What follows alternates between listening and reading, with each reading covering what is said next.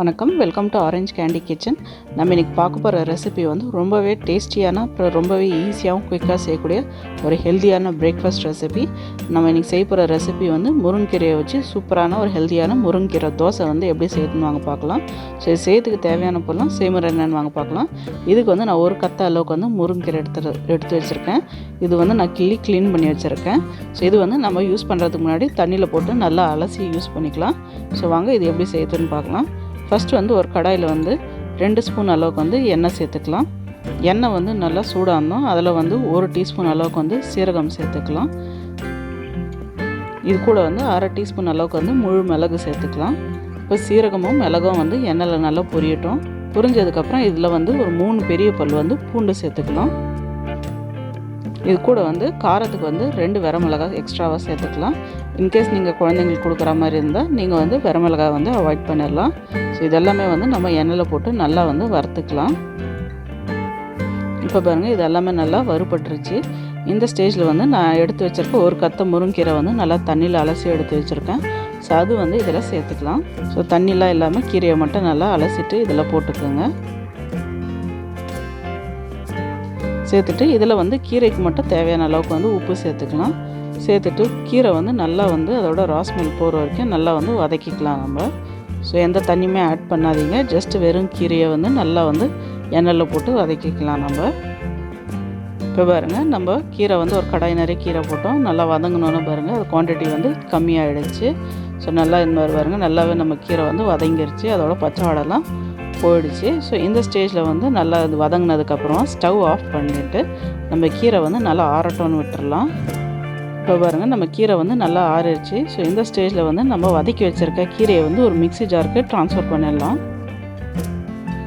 இது கூட வந்து ஒரு 2 டேபிள் ஸ்பூன் அளவுக்கு வந்து தண்ணி சேர்த்துட்டுங்க. ரொம்ப தண்ணி சேர்க்காதீங்க. 2 டேபிள் ஸ்பூன் அளவுக்கு தண்ணி சேர்த்துட்டு நல்லா ஒரு ஃபைன் பேஸ்ட்டாக அரைச்சி எடுத்துக்கோங்க. இது பாருங்கள், இந்த மாதிரி நல்லா ஃபைன் மையாக அரைச்சி எடுத்துக்கோங்க. அடுத்ததாக வந்து நான் ஒரு மிக்சிங் பவுலில் வந்து 3 கப் அளவுக்கு வந்து தோசை மாவு எடுத்திருக்கேன். ஸோ இதில் வந்து நம்ம அரைச்சி வச்சுருக்க முருங்கீரை பேஸ்ட்டை வந்து இதில் சேர்த்துடலாம். ஸோ தோசை மாவு மட்டும் இருந்தால் போதும், டக்குன்னு நம்ம வந்து இந்த மாதிரி ஒரு தோசையை வந்து நம்ம செஞ்சிடலாம் கீரை போட்டு. ஸோ குழந்தைங்களும் நல்லா விரும்பி சாப்பிடுவாங்க. நல்லா டிஃப்ரெண்ட்டாக இருக்கும், பார்க்கறதுக்கு கலர்ஃபுல்லாக இருக்கும். கீரை போட்டதும் அவங்களுக்கு வந்து தெரியாது.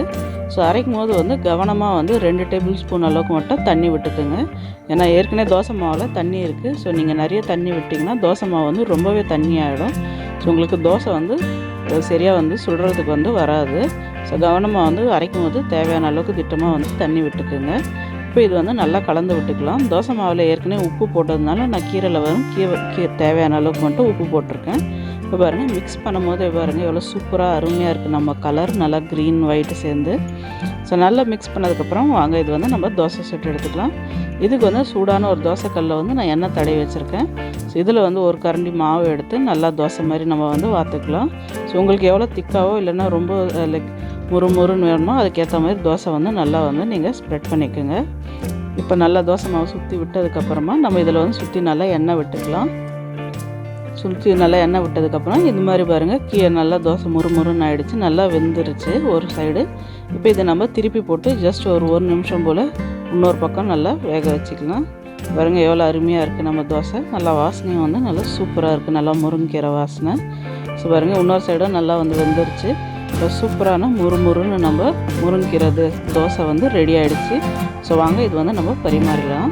இப்போ பாருங்கள், சூப்பரான டேஸ்டியான ஹெல்த்தியான முறுமுறுன்னு நம்ம முருங்கீரை தோசை வந்து ரெடி ஆகிடுச்சு. ரொம்பவே டேஸ்டியான, அப்புறம் ரொம்பவே ஆரோக்கியமான ரெசிபி இது. வெயிட் லாஸ் பண்ணுறவங்கலேருந்து அயன் சத்து கம்மியாக இருக்கிறவங்கலேருந்து எல்லாருமே வந்து இந்த ரெசிபி சாப்பிட்லாம். ரொம்பவே டேஸ்ட்டாகவும் இருக்கும். ஸோ குழந்தைங்களும் வந்து கீரை இருக்கிறது தெரியாமல் நல்லா க்ரீன் கலரில் நல்லா விரும்பி சாப்பிடுவாங்க. நல்ல ஒரு டிஃப்ரெண்ட்டான ரெசிபி. ஸோ எப்பவுமே வந்து ரெகுலர் தோசை இட்லி செய்யாமல் இது மாதிரி வந்து தோசை செஞ்சு கொடுத்தீங்கன்னா ரொம்பவே சத்தாகவும் இருக்கும். நல்லா டிஃப்ரெண்ட்டாக விரும்பி எல்லாருமே சாப்பிடுவாங்க. ஒரு சிம்பிளான ஒரு தேங்காய் சட்னி கூட வச்சு சாப்பிட்டாலே போதும். கண்டிப்பாக இந்த ரெசிபி உங்களுக்கு பிடிக்கும்னு நினைக்கிறேன். இந்த வீடியோ உங்களுக்கு பிடிச்சிருந்தால் லைக் பண்ணுங்கள், ஷேர் பண்ணுங்கள். அப்புறம் மறக்காமல் எங்கள் சேனல் ஆரஞ்ச் கேண்டி கிச்சனுக்கு வந்து சப்ஸ்கிரைப் பண்ணுங்கள். நன்றி, வணக்கம்.